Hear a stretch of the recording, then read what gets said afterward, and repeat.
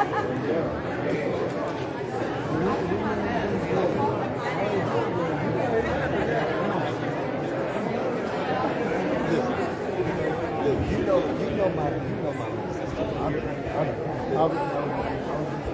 we're going to get started with hearing a few words from Representative Allen. If you could prepare to speak.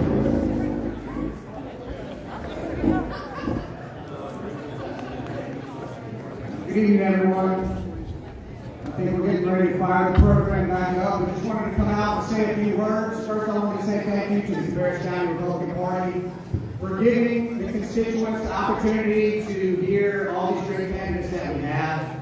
I also want to thank the candidates. I know firsthand it takes a lot of courage to put yourself in front of a microscope, and especially the things that people open up in social media, and it makes you very vulnerable. So thank you for the courage that everyone has that's on the stage. Senator Meismer, Mr. Crutchfield, I appreciate a good debate tonight, and most importantly, I appreciate you all being here.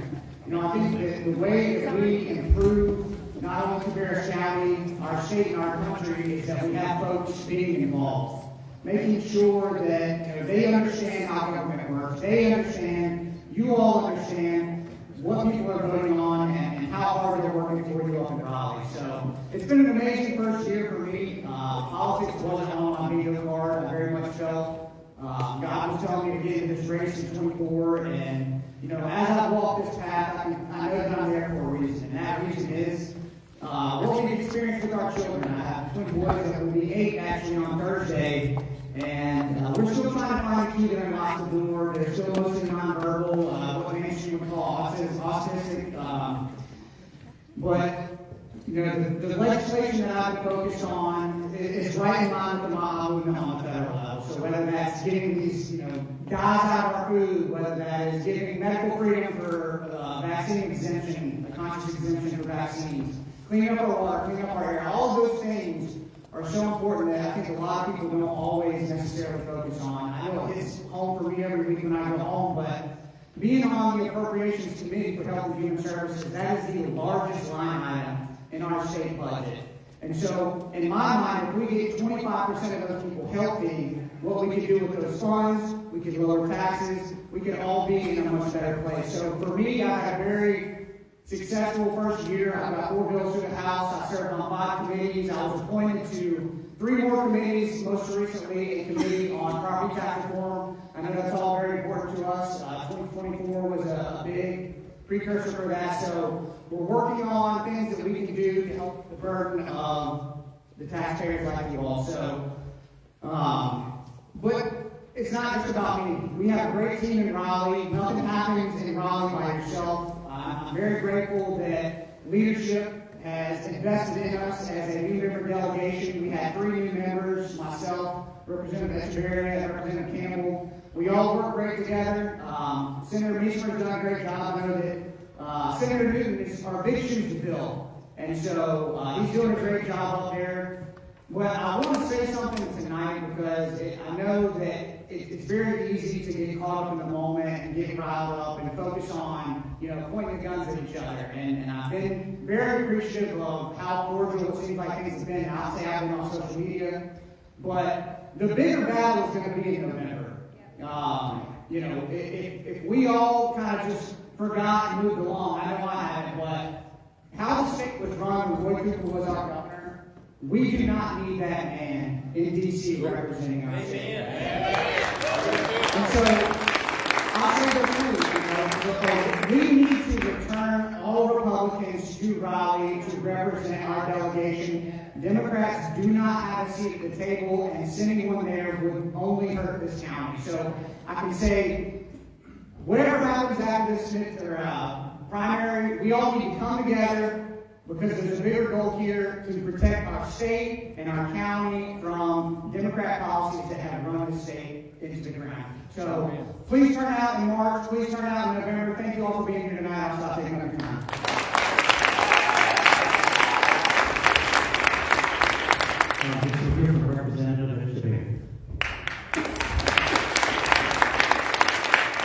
North Carolina is at crossroads, isn't it? Not abstract policy type crossroads, but impact your family crossroads. We feel it when we go to the mailbox to pick up the new property tax bill, to pick up your new power bill. We feel it when we turn on the news and we see what's happening in Minneapolis. So we're at a real crossroads, and this election is important. I do not have a primary. Thank you. God bless you all. And I'm just going to echo everything that Representative Altman said. November is important. We're in a strange place where President Trump is not on the ballot, but he is on the ballot. Our state is functioning in a very lovely way. I also believe that we should have also had the budget by now, and I promise you, when as soon as they put it on the floor, I'll vote on it. So that's going to be good. But I want to tell you this about this election, and I'm saying the same thing.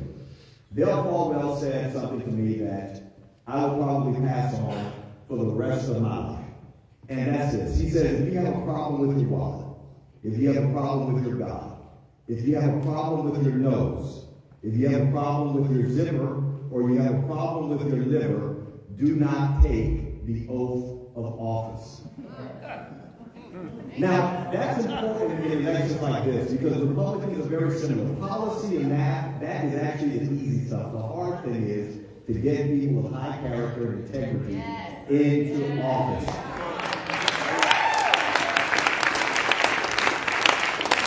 Because high character and integrity is hard to come by. So I'm going to leave you with this so that we can get on to them. In March, in November, please help us all and vote for good human beings. We can figure out policy and math together. God bless you.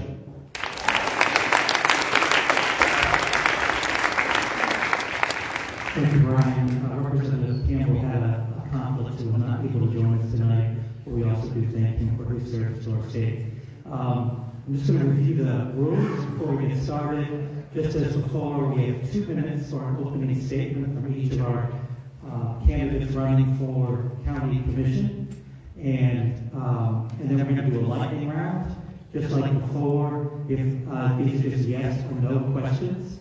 If the candidate wants to weigh in and add an additional 1 minute of comment, you can use the red chips that are on the table in front of you. Those red chips are only for the lightning round, and Daniel and I will come through and pick those up if you do not use those. On our second round, we have 7 primary questions. We'll have 1 question for each commissioner. We've got a couple of additional ones if we have time. And so the first person will have 2 minutes to answer the question. Every other person that wants to weigh in, you can use a chip in front of you, and you have 1 minute. And then the candidates will have 1 minute for a closing statement. Hopefully by then, you'll all be excited and ready to vote in the primary.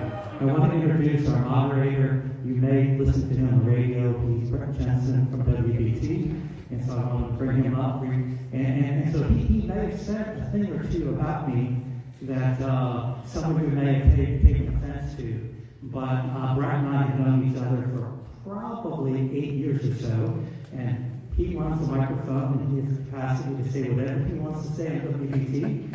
And this is the Republican Party, and I'm chairman. And together, because he's a Republican, we can come together and advocate for these people who are on the commission. So thank you so much, Brett.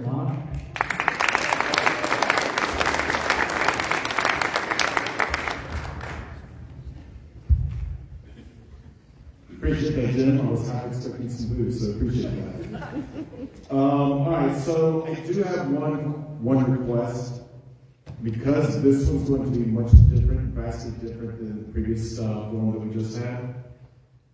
Because we've got 7 people and we've got a lot of people to get through, please hold your applause down. That's all I'm asking, just because we've got 7 people here. And if we wait every single time someone speaks for applause, we're gonna be here till midnight. So with that being said, all right, so as Jim said, so the candidates will hold up the thumbs up or the thumbs down paddle to indicate their answer. All you guys will be able to see it. And if the candidates want to speak a little bit longer about why they're voting a particular way, up to a minute, and they'll turn in their chip. So question number 1 to yes. Oh, my apologies. Thank you. Opening statement. So let's just start with Mr. Bailey. Why don't you give a 1 minute opening statement? My apologies. 1 minute. So, 2 minutes. Oh, until 2. Okay, go ahead. That's fine. We'll do it first. Sorry. Most of the people know me, but my name is James Bailey. I'm 53 years old. I live out in the northeast of Harris area. My family was born in West Virginia, but we moved down here in 1982. 1982 or 83, I can't remember, but went to school here at Cabarrus County Schools, graduated from Northwest Cabarrus High School, and attended East Carolina University, where I had a master's degree in criminal justice and criminal justice education. Started my career at the Cabarrus County Sheriff's Office in 1995. Started in a detention center, worked my way to patrol, and then ultimately went through the ranks of patrol to where in 2018, when Sheriff Shaw was elected, he made me the chief deputy, his first chief deputy. Part of my role as chief deputy was to formulate the budget every year. At that time, the budget for the Sheriff's Office was around $50 million. That does include the detention center, healthcare, feeding the inmates, patrol, CID, which is criminal investigations, all of that. Through the budget process, I had an opportunity, obviously, to work with county management, the county manager's office, the county commissioners, and also afforded me the opportunity to meet our state and federal legislators, and we were able to have a lot of good conversations. I specifically remember having a meeting with Dan Bishop about the 287G program, which was very good. So I retired in 2023, took about a year off, and I started now for almost 2 years as the Assistant Director of Campus Health Safety and Security at Rowan Cabarrus. I didn't want to run, but I decided to run because I felt like that the county commissioners were hyper-partisan, hyper-political, that decisions were being made as groupthink instead of individuals being on the board, making decisions that they individually felt like were the right decisions to make. So I'm looking forward to this process and this campaign. Thank you. Thank you, Mr. Conrad. Good evening. I'm David Conrad, and I'm running for commissioner to help make Cabarrus County a place where people can afford to live and thrive. Across our county, tax bills are climbing higher and higher. And last year, the county took in about $36 million in tax revenue, more than they had in previous years, back in highest on record. And then turned around and spent $40 million, leaving the taxpayers on the hook for even more. That is not a revenue problem, it is a spending problem. It happens when county leaders see extra revenue as an opportunity to fund their own initiatives in the county's real needs. Families I talk to here have to make tough financial decisions every day, and the county governments have to do the same thing. We can't keep overspending and asking taxpayers to cover it. We must cut the waste, protect tax dollars, and focus on essential core services. I'm not running to make promises I can't keep. I'm ready to do the work that needs to be done. I've lived here for over 2 decades. I've raised a family here. I've built businesses here, and I've served my community. I've seen what's good, and like most of you, I've seen what needs fixing. And I'm here to help fix what needs fixing. If you believe Cabarrus County deserves a leader that works for the people, then I would appreciate your vote. Mr. Gardner. My name is Jason Gardner. I'm a lifelong Cabarrus County resident, born and raised in Concord. I graduated from Catawba College in May of 2024 with honors with a degree in economics and finance. Shortly after, I became a financial analyst at a Concord startup dealing in property management.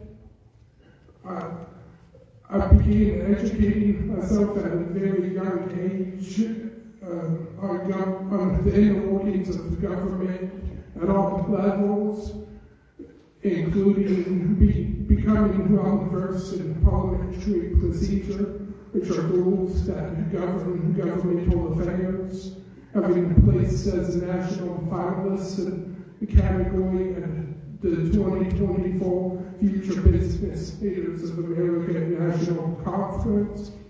I've participated in mock general assemblies, lobbied for bills at the state capitol, one of which was very dear to my heart authored by Representative Jim Jordan at the time, having to deal with political rights regarding the medical treatment of their children. Also served as a Cabarrus County Youth Commissioner from 2016 to 2020. And with my background in finance, my company has used my ideas to double revenue in the last year. I'm running to increase government transparency and accountability, fiscal responsibility, and to improve community engagement. Thank you for your time. Ms. Hughes. Good evening, I'm Alexis Hughes. We all know I am terrible at staying on track with time frames, hence the actual speech. So what I'm going to do tonight, introducing myself, is I'm going to skip the feel-good parts and just get right to it. One thing you guys need to know about me is I am a relentless warrior for those I love. There are two things in this world that I do not play about, and that is my children and my husband. When I decided to run, I added a third, and that is the taxpayers of Cabarrus County. Let's call tonight what it is. Tonight is a battle, so I will pull no punches to avoid hurting feelings. If the truth offends you or hurts your feelings, grow thicker skin or change your actions. I'm a wife, a mother of three, a small business owner, and the Planning and Zoning Commissioner for the town of Midland. I'm not part of the country club, and I didn't get here through my political connections. I got here through hard work, grit, and determination, and by telling the truth, even when it pissed powerful people off. I'm backed by real families who are fed up. Families who see frivolous spending running rampant. Families tired of political tantrums, character assassinations, and hurt feelings replacing real policy discussions. Families who watch campaign donations traded for influence and powerful friends protected at the taxpayer's expense. And then those same taxpayers are gaslit or told to sit down, stay quiet, and just accept it because we in office know best. That is not leadership. That is not conservatism. We've seen all of the multi-billion-dollar spending. What I want to let you guys know right now, I'm not running to be liked by the political class in this county. I'm running to be respected by you, the people that pay the tax bills. If you want polite, predictable, and political safety, I'm not your candidate. Don't vote for me. If you want someone who will stand on that dais and fight for you every single time, no matter who it upsets, I would be honored to earn your vote. Thank you. Mr. Richards. Thanks for being here, Brad. I'm Barry Richards, but first things first, I need your vote. It doesn't do any of us any good to come up here and not get your vote, and I want your vote. I'm born and bred in Cabarrus County, live on the same land I've been on since 1735. I need your vote because I'm going to be the one that's going to simply cut expenditures. There's others up here who will too, but I'm going to cut expenditures, and then hopefully, I promise, going to lower your taxes. I hope, we have public safety we have to take care of, and you don't need it until you need it. When I got my house broke in, and Dan Shaw and his people showed up quite quickly, and I appreciate that. But I need you guys to understand that I'm conservative, being conservative, I'm fiscal, I'm orthodox, I'm constitutional, and I'm conservative. I may not remember to say everything I want to say, but Chris Cranston just came in here, and I just did a little video with him. If you want to see everything that I think I'll remember, it's with Chris Cranston and his videos. So go to his videos, look at it. I think you'll be pleased with it. If I forget to say something tonight, that's okay, but here I am here for you and you alone. And it's all about the taxes. And I want to keep Cabarrus County great. And I know that I'm going to doge as good as anybody out there because I can look at a budget. I know what a budget looks like. I've performed budgets and I've administered budgets. I can do all of that. I've been in local government. I know federal, state grants, and I can build stuff. But That's what we're going to do first. Ms. Swayze. Hi, my name is Crystal Swayze. I was born and raised here in Cabarrus County. I went to Shady Brook Elementary School, Kannapolis Middle School, and graduated from A.L. Brown. Following that, I went to the University of North Carolina, Chapel Hill, where I received a degree in sociology and history. Do you know what you can do with a degree in sociology and history? Nothing, unless you want to be a teacher or a social worker. And that was not the path I went to. My mother was a teacher here in Cabarrus County for 30 years. And the things that I saw there with the people in the classrooms, it wasn't what I wanted to do. So I went to Chapel Hill and I went to work for Blue Cross Blue Shield. And with that, I was working in independent insurance policies. And you know what I got to do then? That was lots of fun. I would get to tell people who maybe owned their own hair salon and she had breast cancer, but it was pre-existing, so she didn't get coverage. So that was lots of fun also. So then I came back to Cabarrus County and got a job here because I wanted to be where I grew up. I got a job. I worked with them for about 4 or 5 years, and then I realized that I wanted to be the boss of my own company. I didn't want somebody else telling me from Minnesota that, hey, you can do this, this, and this, and give us 50% of your money, and we're not going to help you do the things that you do need to do for your community. If you want to sponsor one of those things, do that. So I started my own company, and yes, I'm the table cover lady. And just so you know, my table covers are much nicer than these. They last for 15 years or so.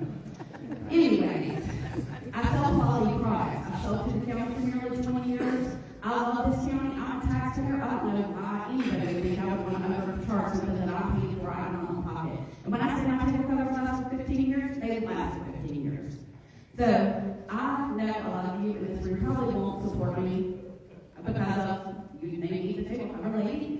But I will guarantee you I will do everything in my power to support every taxpayer in Cabarrus County. Mr. Pratt. Good evening. My name is Ian Patrick, and I'm also asking for your vote. I'm currently sitting on the County Board of Commissioners. I was appointed by the good people of the Republican Party. I was appointed by the good people of the Republican Party last December to fill the open seat. I was unanimously voted by the board and also again unanimously voted to be board vice chair. I previously served 2 terms on the Harrisburg Town Council, where I also chaired the Board of Adjustment. I moved to Cabarrus County while I was attending UNC Charlotte, where I earned 2 degrees in architecture. I also met my wife there, who's here with us, along with my 2 beautiful children, 15 and 6. We own an architecture firm together, and we employ 9 people. My community ties include membership in the North Carolina Economic Development Association, the Construction Professionals Network, SCUP, which is Society of College and University Planners, and I'm also a disaster relief inspector for North Carolina SEER. During my time on Harrisburg Town Council, we reduced residential approvals by 96%. We added an entire sheriff's division to the Cabarrus County Sheriff's Office in our area, and we also lowered taxes. So we did all of those things while delivering better services for the residents, and I can take that experience to Cabarrus County and do the same thing because I've been in government enough that I know where the levers are to pull. I love some of the great ideas up here, and I agree with them. But I'm in there right now, and I've hit the ground running. I've already made some major changes, and I know where to go next. So I appreciate your vote so that I can be up there for 5 years so I can get done what I really need to get done. All right,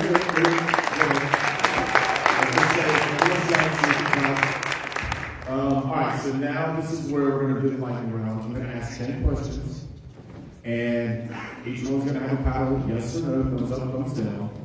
And if a particular candidate would like to speak a minute about why they're voting a particular way, yes or no, they will give them the red chip, give them the chip, and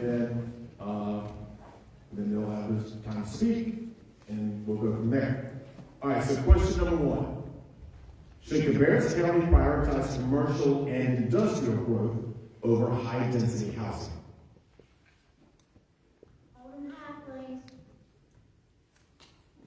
All right, so I believe we've got 5 green and 2 red. Okay?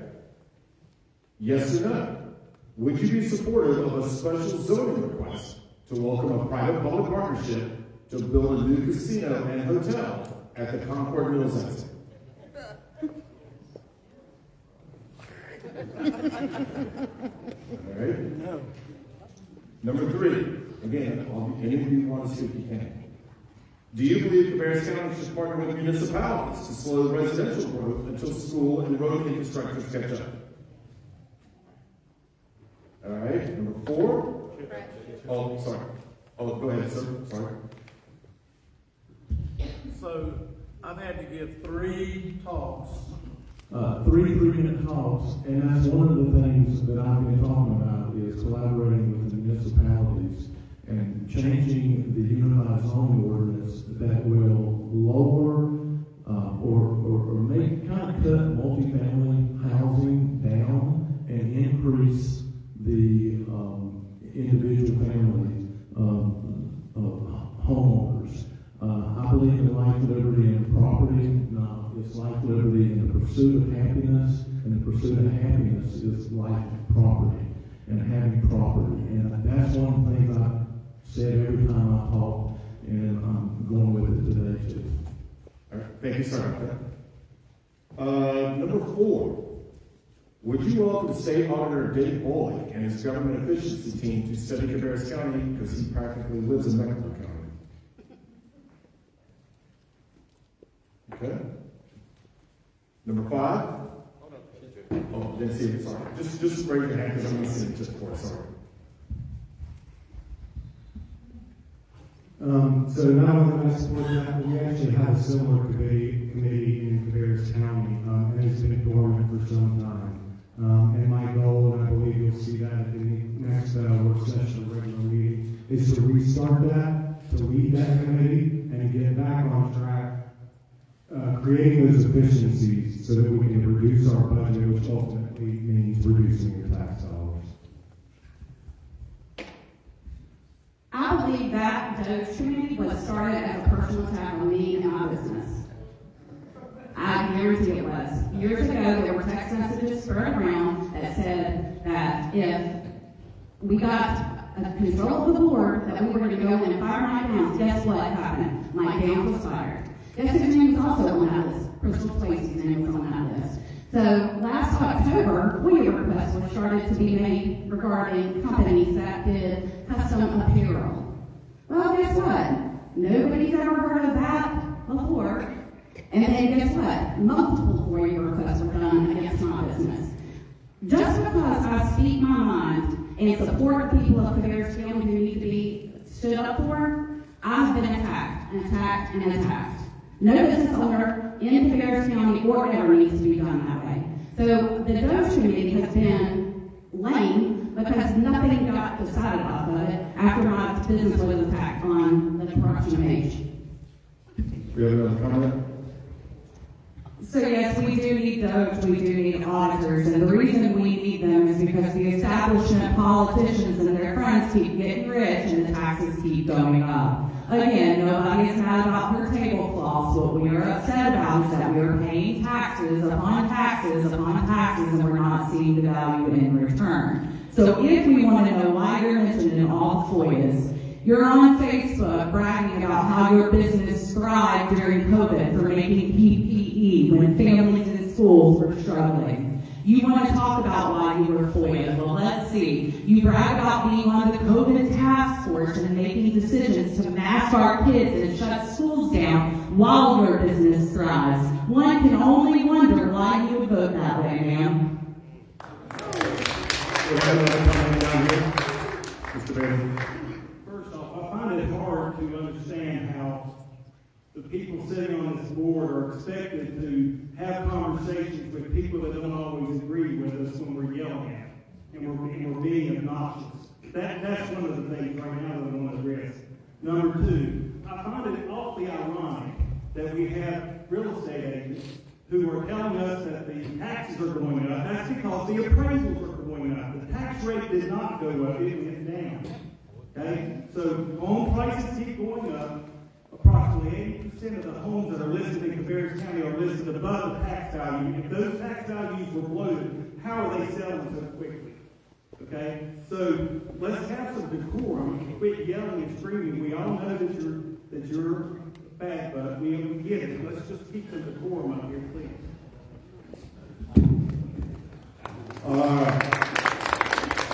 Number 5.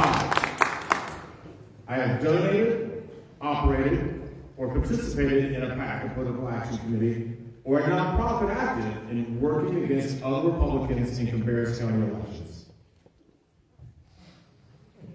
Okay, we've got, Number 6. Should the General Assembly make reforms to how Cabarrus County property taxes are administered?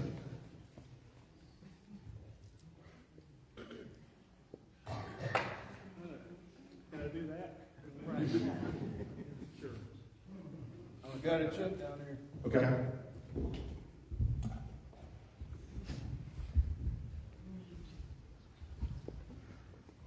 Let's be clear, we live in a deliverable state, which means that the rules that local government can impose, ordinances, things like that, are only allowed by what the state allows us to do. In other words, you can do X, Y, and Z. It's not, you can do whatever you want, which would be a home rule state like some other states.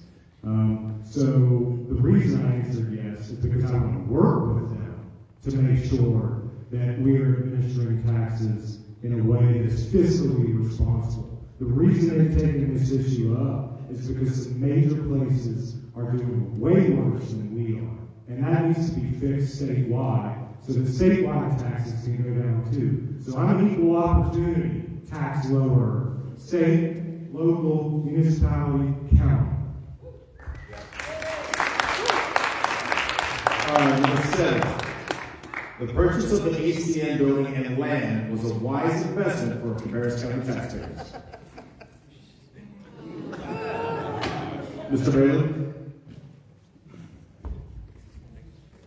So yes, there was an appraisal, and the county did pay more than the building was worth. But what's never discussed when that conversation comes up is that the county had to find a building that was large enough to allow DSS to move to it. It had to have the proper parking spaces to allow not only for employees, but visitors. Otherwise, any other properties that were available inside the city limits of Concord required a parking deck. The total cost of the project, although they paid more for the building, the total cost of the project was less than it went out, acquired property, did the site work, built the building and a parking deck. They saved some money, they did not waste some money. Would you support an incentive package to help bring a charter vocational trade school to Cabarrus County? Yeah. Would you support an incentive package to help bring a charter vocational trade school to Cabarrus County? Good. Cabarrus County should help fund economic development staff. Oh, sorry. Yes, sir. Go ahead, sir. Mr. Hart. I think, one of the things that I said was simple. I don't see where the county has the budget to do that.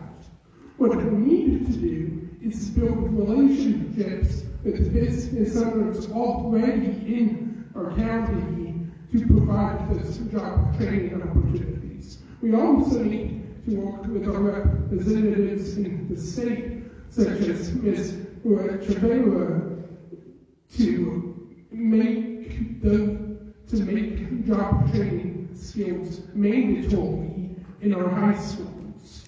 We must have a new generation of workers that are ready to join our workforce, whether or not they decided to go to college after graduating high school. Those are invaluable skills that should be mandated in all public high schools. Number 9. Cabarrus County should help fund economic development staff at the EDC. Yes, sir. Mr. Garner.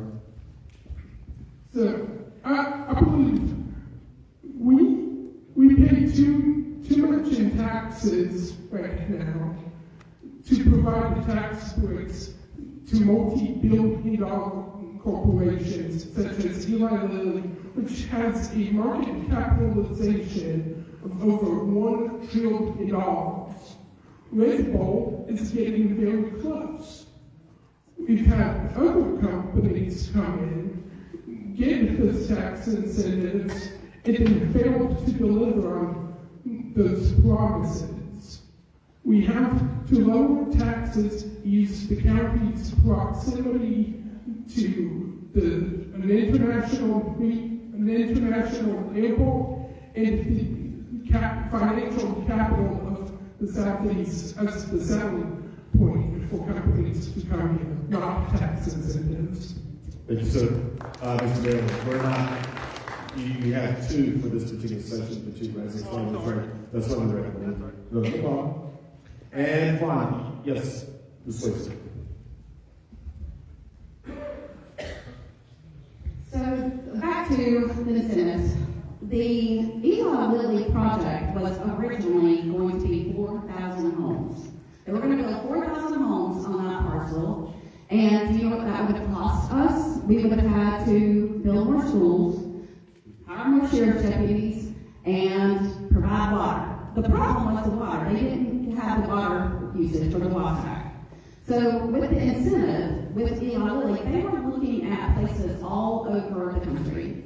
We were extremely blessed that they chose us. Versus the 4,000 homes where we would be spending money on the daily, we then got money to come here. Last year, Eli Lilly brought $7 million into Cabarrus County. That was farmland before. It was not raising money and bringing it to the taxpayers of Cabarrus County.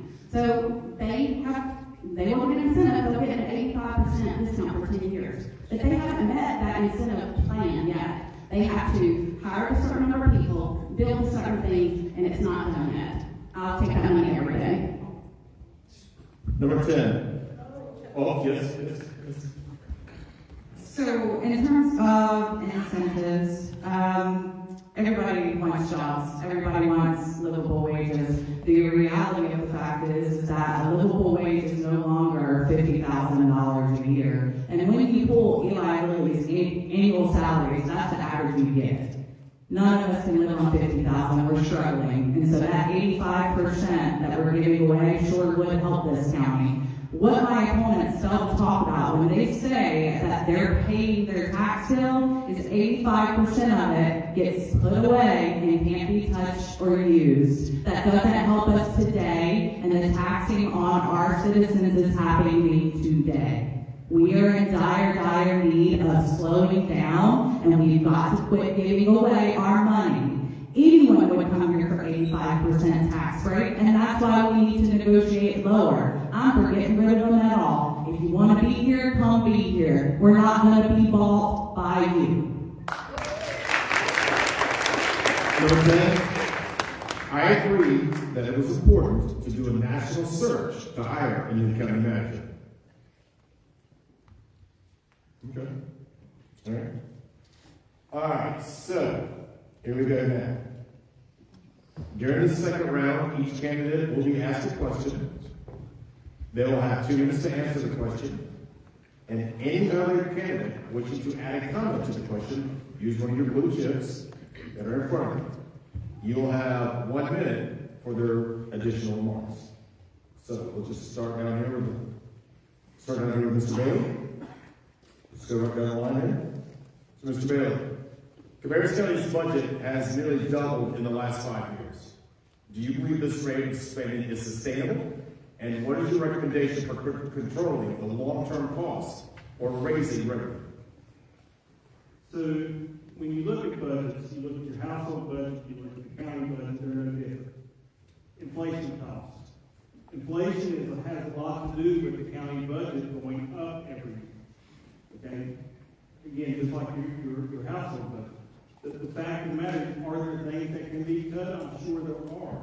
I've not taken a deep nose dive into the budget, but I'm quite certain, like every budget, there are things that you can cut. What I have been hearing, what I'm trying to prevent is for us to say, hey, instead of looking at and having to make major cuts, austerity measures, let's start looking at how we can increase our revenue through having commercial development come into Cabarrus County. There's a really interesting stat that I share with people. Union County has 20,000 more people, citizens living in Union County than Cabarrus. Yet they have $11 billion more in assessed tax value. Why is that? 20,000 people don't account for $11 billion. It's because they've improved and have a lot of economic development in their county. So, yeah, there are certainly things that you can cut out, maybe some redundancy, long-time vacancies. There are things that you can do. However, the austerity measures that I've been hearing bounced around out in the ether, those are things that I'm not going to be in support of, because we have worked so hard in this county to have the best parks, the best infrastructure, we've got a fantastic county, and I don't want to see us lose those things to make political talking points. The fact of the matter is we can do our best to cut spending as much as possible, but still look to increase our revenue through economic development through commercial growth. Thank you. Yes, sir. Mr. Gardner. So, our county, according to the North Carolina Housing Coalition, 28% of our residents are cost burdened, meaning that they spend more than 30% on housing costs. This can't continue to happen. Our county is nearly $100 million in debt, with a projected additional deficit of $13.7 million in the upcoming fiscal year. How is this possible when our county has seen such immense economic activity in recent years with companies like Eli Lilly and Red Bull coming in? We have to find ways to cut down on redundant roles, consolidate departments such as finance and the investment/asset management departments together, make the budgeting simpler, and find ways to lower taxes. Thank you. Yes, sir. Mr. Richards. I'll break this down to your household. You know good and well the best and quickest way for you to save income is to cut. We're going to cut expenditures. That's first. And then, if we can get revenue to increase from a different area other than property tax, then maybe we can make it happen. Otherwise, we're going to cut property tax too. But you know the best way to get my money is to cut. Yes, ma'am. I agree with Mr. Bailey on that point. What I do want to put out, and just for those that want to look after, this is the last 3 years of budgets plus other facts and data you're more than welcome to look at. Between 2024 and 2026, our population grew 3.5%, and inflation during that same time averaged 3% a year. But during that same time frame, our county spending grew more than 21% in just 2 years. That is not an inflation problem. That is not a population growth problem. That is a spending spree during COVID funds. We have to stop the bleeding first before we can perform surgery and save our county.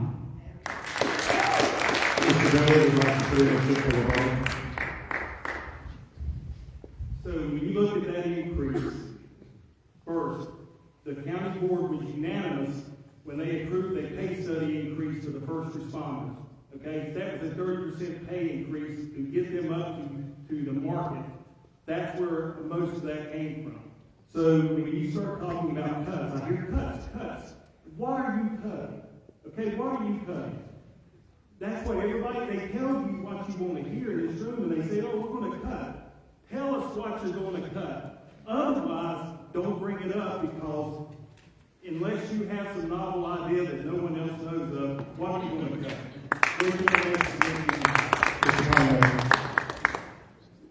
Yeah, Dave, you made some good points.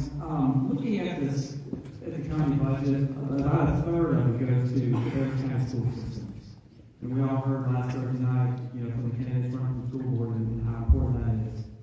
But I've looked at that budget, I've studied that budget, and there are areas that I believe we can shave $3 to $5 million off without impacting school safety or school instruction. For example, We spend over $5 million on electronics, Chromebooks, and smartboards for these schools. That's great for the middle and high schools, but the elementary schoolers, they need to use pen and paper and learn how to write. We all did here before.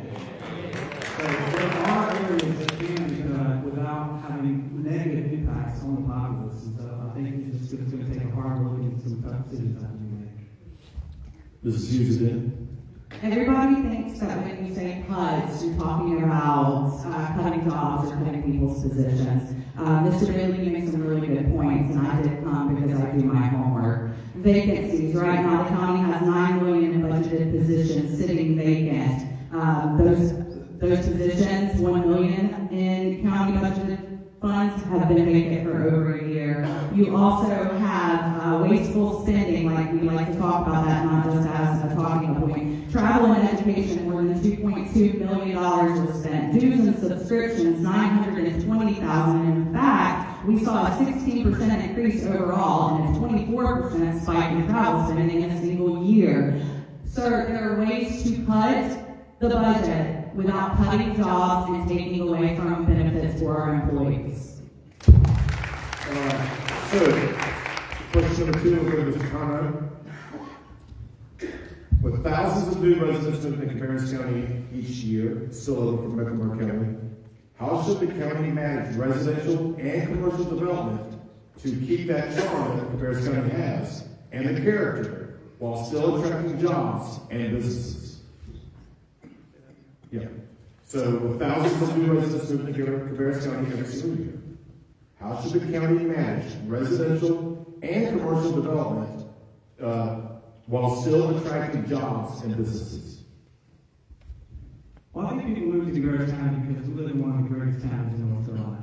And so it is attractive to outsiders. However, residential growth will put more strain on the community than economic development will.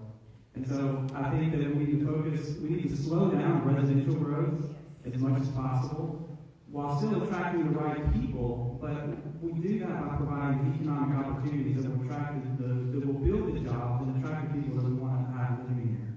We need jobs that are high wages, high paying, and also furthermore even develop that from the school system and the community colleges here that develop workforce readiness. All those things together will help build an economy that I think that we all can thrive and work well. Ms. Swayze. So the growth isn't happening necessarily out in the county, it's happening in the municipalities. So what we need is to have discussions and talks and collaboration within the municipalities. Because the municipalities are where that growth is happening. We're not building a 4,000 neighborhood home out in the middle of Midland. They're building down there, but not in the county areas. They're happening in the municipalities. So what needs to happen is we need to talk to the municipalities because they're letting the growth happen. Then the school systems are taking the brunt of that, and they're having to have to build schools, and then it falls onto the county because we're having to pay for everything. So what needs to happen is we need collaboration within all municipalities. Mr. Garber? Oh, sorry, yes, go ahead. So the microphone's already on. Go ahead.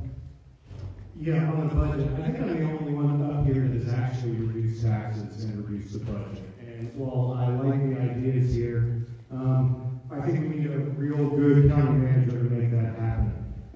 We did the same thing in Harrisburg. We didn't give any incentives, okay? So there's all this talk about incentives. We didn't have to do that. You know why? Harrisburg's a great place to be, and so is Cabarrus County. So I think we need to keep doing that. I actually am on the board of commissioners. I'm in there working every day to save the budget. I had a plan to save $3 to $5 million, and they threw a tantrum over it and had it ripped away from us. Okay? On residential growth, because all of this is related, I'm also the only one up here that's produced residential growth, and we did it by 96% in Harrisburg. And so if you want someone that's going to hit the ground running, that is already in there proving themselves and not just giving you political promises, I'm the one you need to vote for. Mr. Garber? So, growth is inevitable. It has its positives and negatives. It comes with the drop of growth. but it also puts immense strain on our roads and aging infrastructure. Our sewer systems are capacity, and our roads are falling into disrepair. We have to work with our municipalities to institute moratoriums on large developments such as the proposed Concord Farms development, and discourage companies like American Homes for Rent from buying property in the county. This does two things. It allows us time to work with our state leaders to build and expand our infrastructure so that it can safely handle anticipated growth. It also stops home prices from being artificially inflated when companies build homes simply to rent them out. Thank you. Mr. Gardner, keep the microphone, please. Oh, I'm sorry, you wanted Yeah, well, it didn't get started here, so I didn't even get a chance to respond to that. No, I mean, you got the first question. He got the first question. He wants to respond to it. No. Oh, I'm sorry. I thought we were all getting two. No. Sorry. All right, Mr. Gardner. Your question is this. Housing affordability is becoming a big-time challenge. Should the county join with the city of Concord and the other municipalities to take steps to encourage more workforce or starter homes, or should this just remain entirely market-driven? Well, I think there are two ways to go about this. One, you do have to let the market do what it's going to do to a certain extent. But when the prices inflate as quickly as they have for the last 5 years, eventually that creates a market bubble that's going to burst and really trouble our residents. We saw this in 2008, and it's very likely to occur again. So we have to work with our municipalities to institute moratoriums against multifamily housing and large developments until our infrastructure catches up and we have the economic activity to support the growth. Growth cannot be forced upon us, and we cannot let housing prices be artificially inflated by companies seeking built-to-rent neighborhoods or buying existing homes to rent them out. Thank you. Answer this next question will be from Ms. Hughes. Under state law, counties are responsible for providing energy crisis services, screening, assessment, referral, and service coordination for mental health issues through a local managed care organization. The county did purchase the ACN property to build and operate a regional mental health facility, even though it was not a statutory requirement to do so. Was this investment necessary, considering the projected long-term deficit?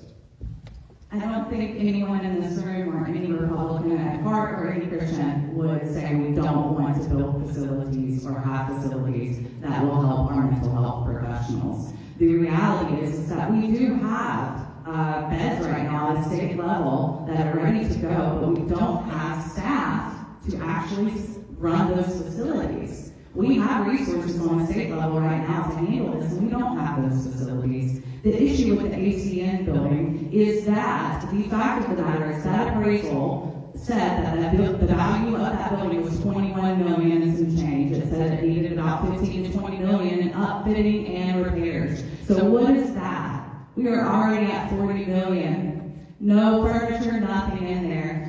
When you look at that appraisal, what that appraisal said is the replacement cost, meaning the cost to build it new would be $54 million. You add $3 million in land value, I'm sorry, that's a lot less than the $85 million Steve Morris quoted to the LGC. This wouldn't be an issue if those emails prove that Steve Morris, Mike Downs, and Rodney Harris colluded together to lie to the LGC. And unfortunately, they got it away with it. That will not happen under my watch. I work with builders every day, and as Mr. Bailey pointed out, I am in real estate. I had 5 different bids. Guess what? They all came between $150 and $300 price per square foot to build new. And guess what that quote that Mr. Steve Morris said was? It was about $600. It would not cost $85 million to $130 million to build a building in Cabarrus County that would fit what we need for our behavioral health services. Now, if you want shiny, shiny, new, best of everything, it might go up to 60, 80 million, possibly. But as we see outside, my $10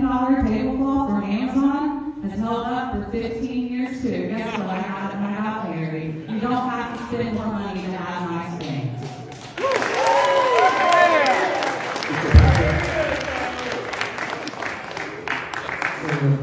Both of the last two questions are in my wheelhouse, right, as an architect. So in terms of housing and affordability, I don't think the government should be in the business of subsidizing housing at all, personally. But actually, this is just a buzzword that people throw around. Nobody can actually talk about what housing affordability really is. Give me a number, I guarantee you I can go on Zillow right now and I can buy a house for that much, okay? I believe it's a political buzzword, and we need to be really careful about it. That's the first thing. In terms of the ACN building, I do think it was a bad deal. I'm glad you brought up cost per square foot. $600 cost per square foot is pretty normal right now. But here's what they did wrong. The government should be building buildings in a recession when you can get them on sale. That's what I advise my government clients to do. If you can live with this right now, wait. It'll be 50% cheaper later. You don't need it right now, right? You're going to have the tax revenue at some point. Start saving away for it now. Wait for a recession. Buy the building at half cost.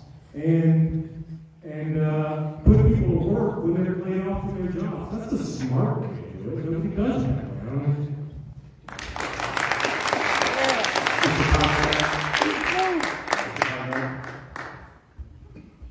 So I just want to clarify a couple things. The ACN building, again, I don't agree with that purchase to the record, but the ACN building is a future home of the Department of Social Services. There's a new building under construction right next door to it called the Steve Morris Behavioral Health Center. That is a new construction that's costing the taxpayer, I think, like $23 million. Total cost, I think, is around $50+ million. We got some funding from the state of North Carolina to help offset that. But again, to the point some of these other candidates have made, in a recessionary period, and when we have looming priorities to our school system, I don't think it's wise to be spending $55 million on a behavioral health building in Cabarrus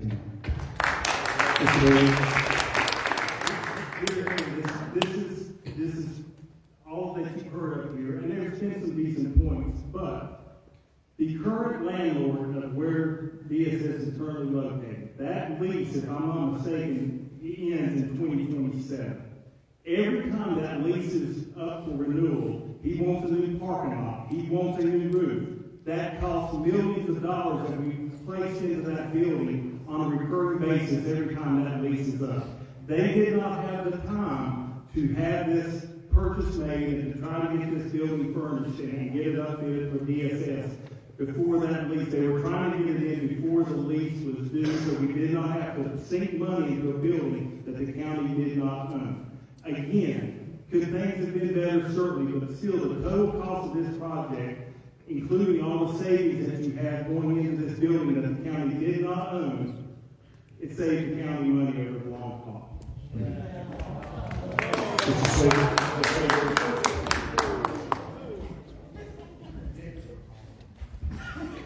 So with the ACN building, so currently it's in Cabarrus.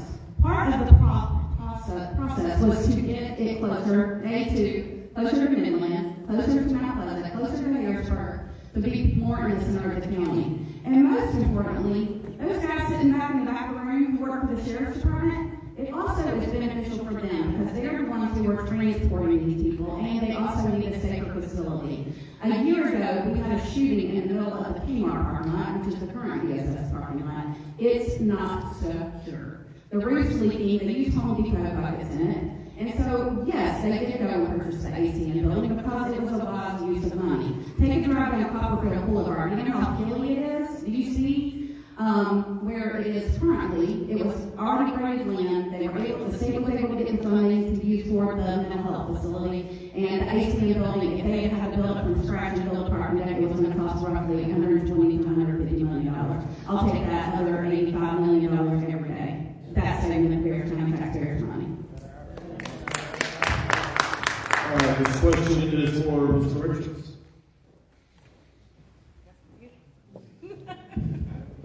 County employees who elect to participate in the county's health care plan currently have a $750 deductible. When comparing plans, North Carolina state employees have a $1,500 deductible, twice as much. The average private sector deductibles are between $1,800 and $2,200. With a projected increase of $3.5 million in the budget, as an elected official, what actions would you seek to close the gap? So, I actually put a bid on the county health plan 30 years ago. I did not get it because something happened. Because my bid was the same bid as somebody else, and I didn't get it. Well, I know that expenses go up. There are ways to maybe cut out some of the availability of some of the plans, and that would reduce the price. There is, like I work with state, I had to pay in income. There's just ways to do it. I don't know if they have an HSA card. That tends to be a way. The problem with HSA cards are that the actual benefits are really cut. So there are ways. I definitely look into it. I've dealt with it before on private sector, and I have also dealt with it as a town manager, also doing it, but not at the same area that Cabarrus County, because we've got way more employees.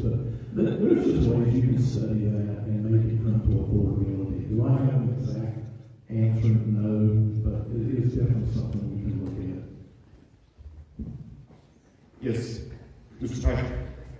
So once again, I already had a $3 to $5 million plan to save us in insurance costs, and that wasn't changing anything about the benefits. That was just making sure that the waste, fraud, and abuse was stopping from the person who was providing our benefit services to begin with. If you want to cut further than that, yes, you should offer different options. The problem is everybody's basically offered a one-size-fits-all approach. We need like 3 to 5 different plans. The really young folks that don't want to spend a lot of money because they don't need to spend a lot of money on their health insurance costs. When they're younger in their careers and aren't making a ton of money, want to spend the amount of money they're fine with a higher deductible because they're not using it as much, right? They need a lower monthly rate. So we weren't even offering stuff like this. It's this common sense approach that I just come in here and I feel like I want to pull more of my hair out than I'm already losing. We really just got to walk in there, step back, and say, why are we doing this, guys? Like, this isn't making any sense. And just think of it from a logical perspective. And I think a lot of these problems will stop.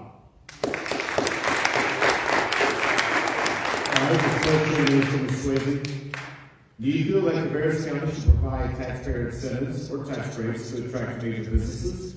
And if so, what criteria should the county use when considering economic development incentives? So, we all know I'm a proponent of economic development. Because when I was growing up, most of my classmates worked at Cannon Mills, their families did. So when Cabarrus County lost Philip Morris and Pilatex within the span of 6 years, we lost 6,000 jobs.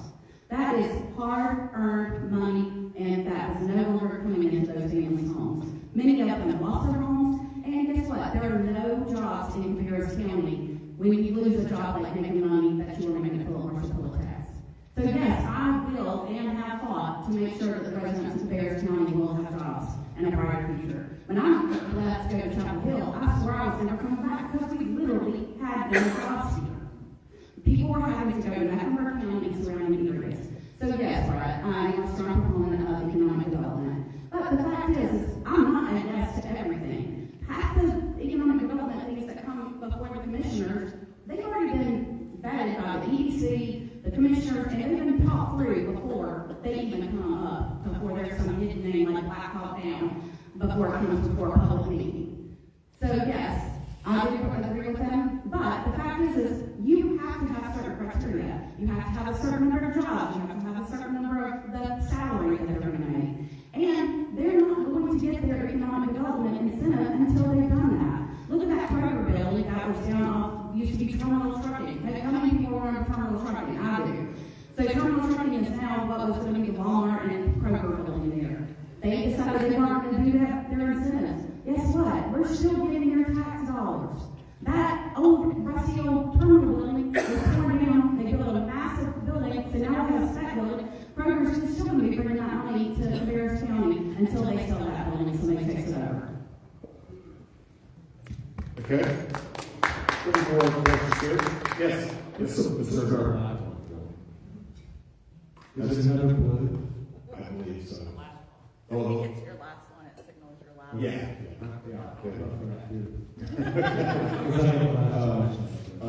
Well, actually, Mr. Gardner, I believe, had, did you want to put it in, Chip? Yes, sir. I'm not for tax incentives for major corporations. I believe that we should use our county's close proximity to an international airport and the financial capital of the Southeast as a selling point for companies. Growth will happen regardless.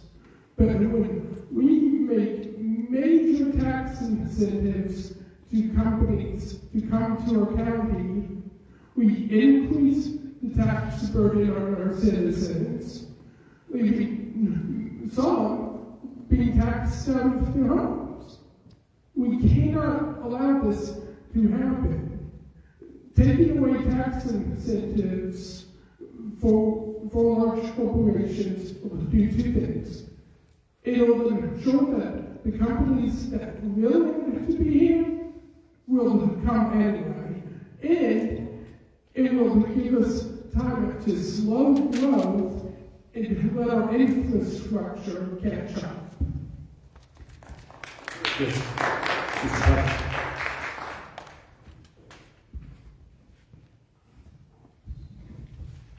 Yes, one of the first things after I was appointed to the commission board was to rewrite the EDC incentives. And I rewrote them pretty thoroughly, and one of the biggest things I did was remove that 85%. I don't know why anybody would be giving up the farm up front, and many of those companies would come there for 10%. Maybe zero. Harrisburg did it with zero, because as I said earlier, it's a great place to be, right? We have lower taxes in the surrounding places. We have a better workforce in the surrounding places. We have relatively lower crime in the surrounding places. Why wouldn't a business want to be there? Here's my question. Why are the businesses with the huge $40 billion market caps the ones getting the breaks? Where's your break? Right. Where's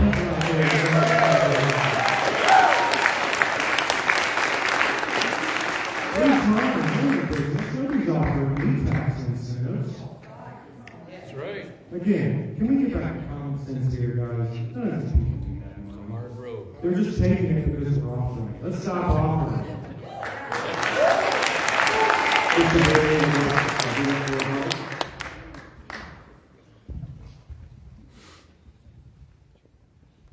Well, I think it's interesting that Mr. Patrick talked about where's your break. Because he sure hasn't given a break to the citizens of Harrisburg. June 20th, he voted for a non-revenue neutral tax increase. Look it up, folks. You're hearing things that are not true. Look it up.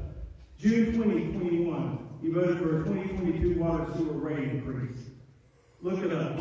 June 2022, voted for a tax rate increase plus a sewer and water increase. Okay, 2024, June. 2025 non-revenue neutral tax increase plus a water sewer rate increase plus a $10 solid waste increase. So that's 4 times he's raised expenses and taxes on the citizens of Harrisburg.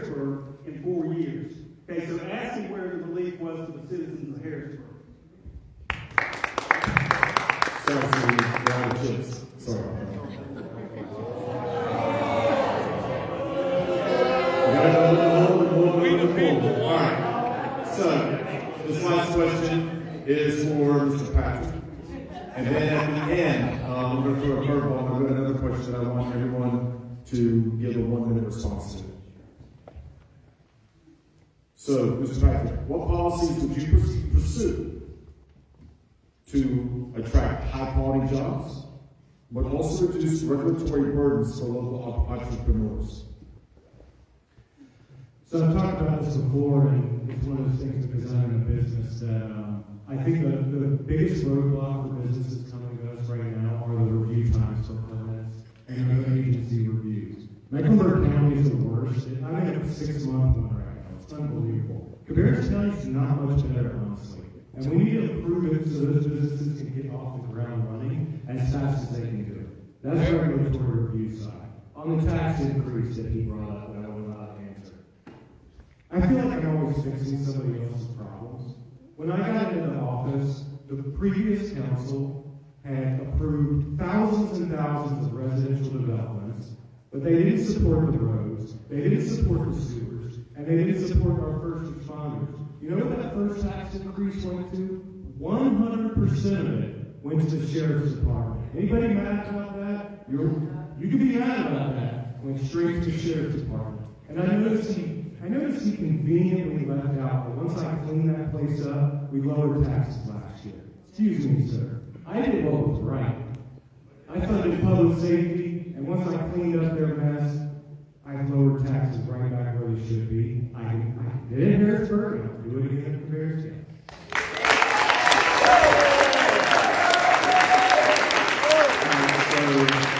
If you have a microphone there, Mr. Patrick, what I want every candidate is, I'm going to, just like earlier in lightning round, I'm going to ask this question because I think this is such an important question I want everyone to answer.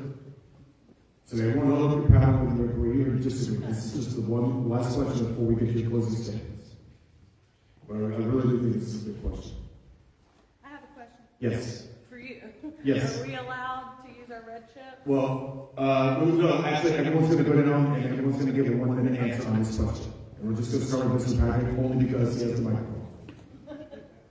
So, but everyone hold up their paddles on this, so everyone can see where we stand on this particular issue.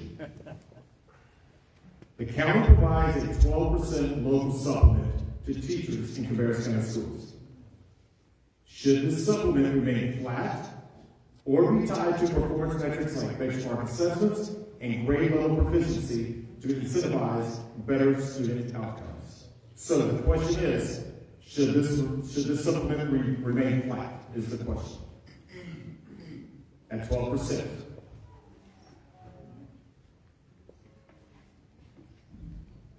Okay? So now we're going to start with Mr. Patrick. So, should this supplement be flat, or should it be tied to performance metrics and to incentivize better student outcomes? So I think it should be tied to performance. And I say that as a person with 2 children in Cabarrus County schools. They are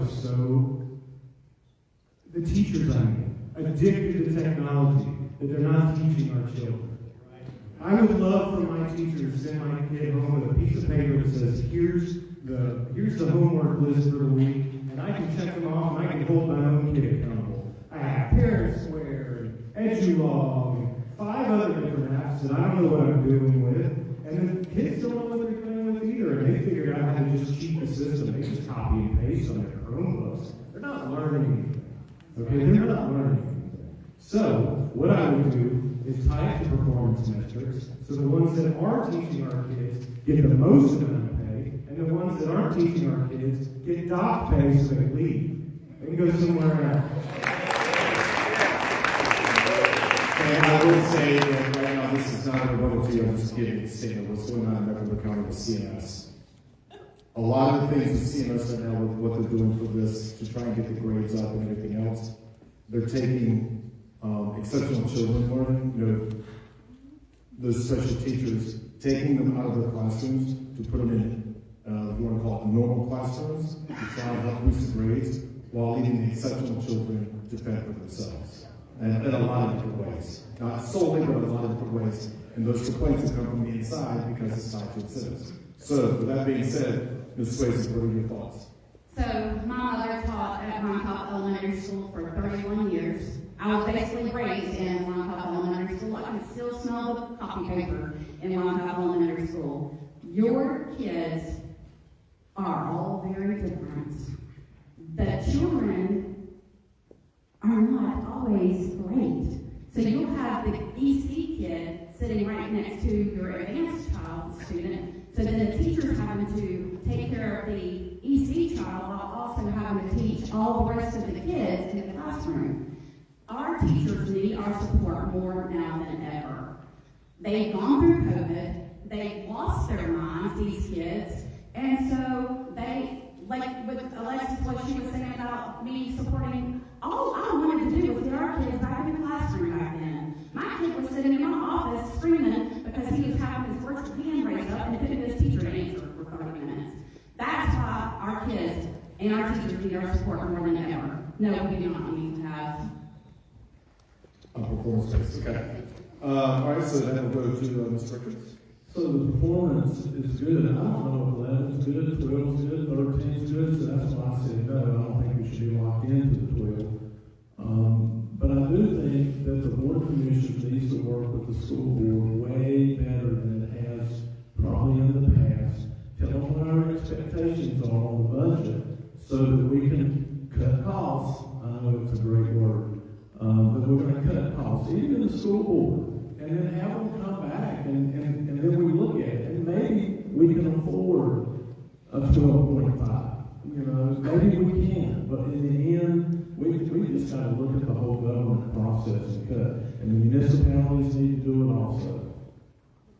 Ms. Hughes? Our children are our future, so I think we can all agree that the teachers teaching them in classrooms are deserving of pay. Deserving and earning, to me, are the same exact thing. I support performance-based metrics when giving these supplements out. There was a time about when I was 17 and 18, we started giving out participation trophies for everybody and their mama. Well, guess what? Now nobody values coming in first place because you're going to get a trophy anyway. That is exactly what happens when you don't have performance-based metrics for these teachers. The lazy ones bring the good ones down, and as we saw in COVID, there's a lot of lazy ones out there.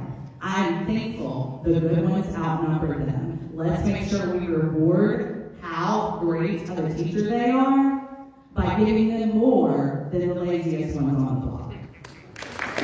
Mr. Martin? I think these incentives absolutely should be performance-based. We give our county budget, over 25% of it goes to our schools. Over 50%, I believe the number is 51% of our state budget goes to schools. Yet our kids are still behind in education. I'm at the age they were still teaching they were still teaching cursive. The generation of kids behind me are not learning cursive. They're being taught all electronically. Many don't know how to sign a signature. We have to find ways to boost the quality of our education and do away with flat incentives. These incentives have to be performance-based with the progress of our students' quality of education in mind. Thank you. Mr. Conrad? Education is vitally important, and like Ms. Hughes said, children are our future, but I'll take that a step further. These children in Cabarrus County are our future leaders. And I believe that if we want to keep Cabarrus County strong and affordable, then we're going to have to raise up these future leaders, and we need to do that with performance-based metrics from these teachers. Yes, teachers need supplements, I agree, but maybe instead of being at 12%, 6% with an opportunity to make 12 or even higher based on your performance. That will weed out the bad and enhance and incentivize the great teachers. And I think that we'll see better test scores, better workforce development readiness, and better future leaders for our county. And Mr. Barrett. So I will go to performance-based metrics when we stop giving teachers that have to send me 15 links to their Amazon marketplace so they'll have supplies to their classroom. When I stop getting those, I'll go with performance metrics. The fact of the matter is my daughter-in-law, people that I know that are teachers in this county, they are struggling to even get supplies to their classrooms. So yeah, I think they need to get a flat 12% supplement. Now, to the other point, when you put things on performance metrics, what happens is you have all good teachers go to all the higher income areas. So because those parents that are in these poor neighborhoods, they do not have their kids, the structure for the kids at home like they do in the higher income areas. So what you're going to have when you have performance metrics is all good teachers flocking to the rich, nice neighborhood schools, and all the lower income schools are going to be without quality teachers. And I'll also add this, to Mr. Patrick's point about his taxes. They loved it so much in Harrisburg, they voted him out. All right, so, sorry, that's okay, sorry. Everyone's going to get a 1 minute closing statement, and because the microphone, just like it was with Mr. Patrick, because the microphone's down here, we're going to start with Mr. Bennett. 1 minute closing. You know, I've always told people through my years at the sheriff's office just be honest with people, just be truthful. I've said it here tonight, and I'm not hid from anything. Okay? I'm not hid from a thing. Yet, because I got endorsed by Steve Morris, who is the city mayor of Concord, I have people on social media that were chastising me. Okay? Because I got an endorsement from somebody. The fact is we've gotten so hyper-political, and you can hear it in the boos and ahs and everything that's going on in this room. The fact of the matter is we've gotten so hyper-political in this county that the county commission, the board, they don't take your interests at heart. They're giving you talking points and sound bites and all these things that make you feel good. And we'll see when the rubber meets the road who's going to get up there and do a good job for you, be honest with you, tell you the hard facts that you may or may not want to hear. But I'll be always honest with you. And I'll stand by that. I have no problem at all talking with you and telling you straight to your face what the hard facts are. Thank you very much, and I hope I get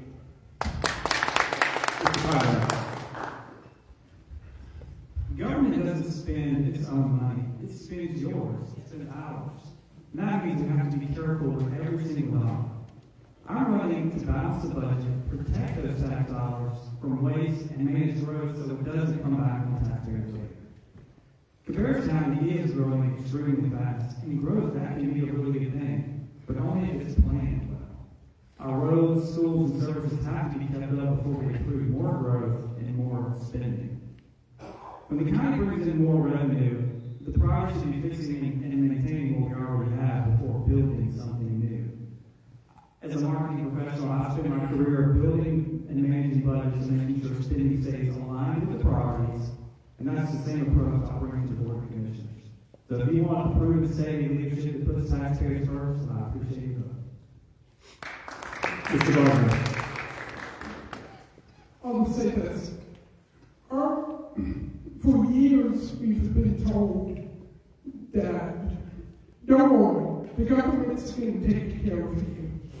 And we take that at face value. Majority of Americans only come to the polls once every 4 years to vote on the new president.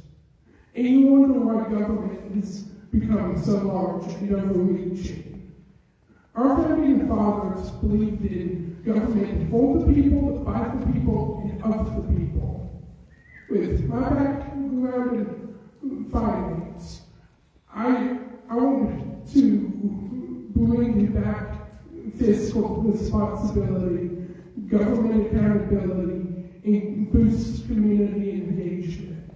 But I can't do it without input from citizens and cooperation from the other commissioners. And I certainly would be a fool to promise you something I cannot ensure I can deliver.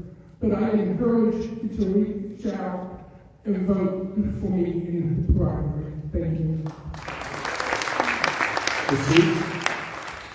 So, anyone up here running that is not running passionately, I won't vote for him. I want you to be passionate about the people of this county.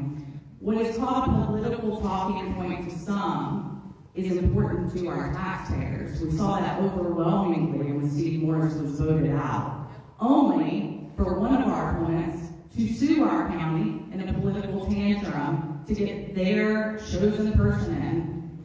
Lombre was amazing. She was wonderful. She would have served well. There was no reason for that other than petty disagreements. So yes, I want your vote. Yes, I am passionate. Nothing I say is a political talking point. It's what the voters say is important to them, and you deserve to know where I stand. Cutting taxes, lowering taxes, stopping growth, and calling out hypocrisy, that's not political talking points. It's called being honest, and God told me to be honest, and God gave me this mouth. I plan to use it. Vote for Alexis Hughes, CabcoVotes.com. Thank you all for being here tonight. Thanks for all y'all coming, spending time here. I know you could have chosen a different place, but you came here. I don't think I had my best day today, but I don't think I had my worst. But what I do want you to know is, and there are 3 commissioners sitting in here right now, unless one of them didn't leave, I can go to them. But there's 3 of you here, and I want to get that chance. After you cut this year, I'm going to be the next one that's going to help you cut even more. Because I know how to look at a budget. I thank you for your time. I need your vote. Thank you. I hope I earned a few votes here this evening. I think that I have learned and grown through here in Cabarrus County. I've served Cabarrus County for 30, 40, 50 years throughout different age groups with my Boy Scouts, my schools, my PTOs, and I want to continue to serve. And yes, I did sue Cabarrus County last year, because if you're going to be a state senator, by God, you might as well know how a state statute works and what's legal and not legal. So it was illegal, so much so that Brad Jensen probably said Cabarrus County 500,000 times last year. So yes, I will protect Cabarrus County. It wasn't that I didn't think Lombre would do a good job, it just was not legal how it was supposed to be done. Chris should have left his office, then taken his old office, and then the remaining commissioners. That is state statute, and if you can't follow the rules, then you don't need to be holding office. And finally, Mr. Patrick. Yeah, I've focused on you guys, right? And I have a record to run on. So you can look at what I did in the past, and you can judge yourself whether it's successful or not. We lowered taxes in Harrisburg. We strengthened the sheriff's office, and we reduced residential growth. I think that's what most of Cabarrus County is asking for. I think you want me to do the same thing. So if you put me in office, I will do the same thing. And these are political talking points, right? You don't have to take my word for it. I'm not promising anything that you can't go check right now. What am I doing right now with the Cabarrus County Board of Commissioners? I'm rewriting an EDC policy to reduce the subsidies we're getting. I rewrote the public comment policy so that it was a free speech policy. And I'm already trying to find savings, finding this health insurance saving from $3 to $5 million to get the retention on had ripped away from us. Did it in Harrisburg, doing it right now in Cabarrus County. I need some more time, but I guarantee you I can get us there. ENWPatrick.com. Thank you so much for coming out. Once again, the early voting is starting up, and Election Day is March 3rd, so thank you to all the candidates, and thanks for everyone coming out tonight.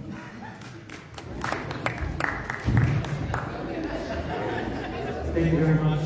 We're going to really good instruction on Thursday. Let the candidates get out to their tables before we stop them, so you can see them there.